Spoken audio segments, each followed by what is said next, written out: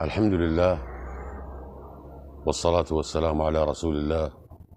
أما بعد، فمقالة أعجبتني لدرجة أنني قرأتها أكثر من مرة،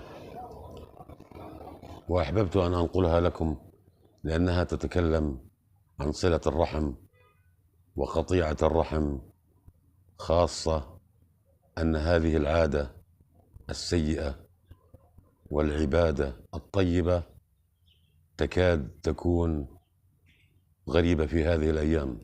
نرى الكثير قاطع لرحمه، لوالده، لوالدته، لأخيه، لأخته، لابن عمه، لصاحبه، وهكذا.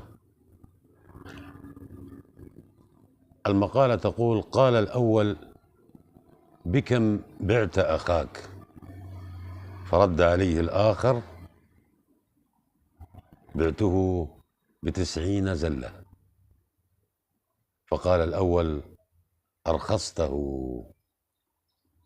تأملت هذا العمل والمثل كثيرا، فذهلت من ذلك الأخ الذي غفر لأخيه 89 زلة، ثم بعد زلته 90 تخلى عن أخوته. وعجبت أكثر من الشخص الآخر الذي لامه على بيع أخيه ب90 زلة، وكأنه يقول: تحمل أكثر، ف90 زلة ليس ثمنا مناسبا لأخيك، لقد أرخصت قيمته. ترى كم يساوي أخي أو أخوك من الزلات؟ كم يساوي أخي أو أخوك من الزلات؟ بل كم يساوي إذا كان قريبا أو صهرا أو أختا أو أخا أو زوجا أو زوجة؟ بكم زلة؟ قد يبيع أحدنا أمه وأباه بكم؟ إن من يتأمل واقعنا اليوم ويعرف القليل من أحوال الناس في المجتمع والقطيعة التي دبت في أوساط الناس، سيجد من باع صاحبه أو قريبه أو حتى أحد والديه بزلة واحدة. بل هناك من باع كل ذلك بلا ذنب، سواء أنه أساء الظن أو أطاع نماما كذابا حقدا، وما أكثرهم. ترى هل ستراجع أو هل سنراجع مبيعاتنا الماضية من الأصدقاء والأقارب والأهل والأخوة والأخوات، وننظر بكم بعناها،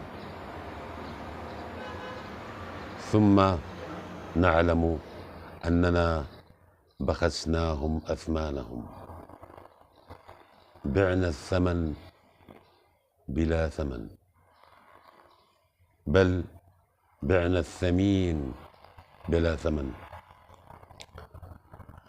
ترى هل سنرفع سقف أسعار من لا زالوا قريبين منا؟ إن القيمة الحقيقية لأي شخص تربطك به علاقة لن تشعر بها إلا في حال فقدانك له بالوفاء.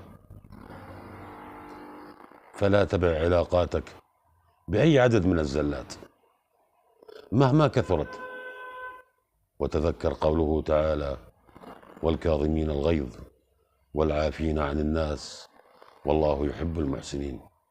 كن من المحسنين. لا جدوى من قبلة اعتذار على جبين ميت غادر الحياة. لا جدوى أن تقبل أخاك أو أختك أو صاحبك بعد موته وتطلب الاعتذار. امح الخطأ لتستمر الأخوة. تجاوز، ولا تمح الأخوة من أجل الخطأ. غفر الله لنا ولكم ولجميع المسلمين، إنه هو الغفور الرحيم، والحمد لله رب العالمين.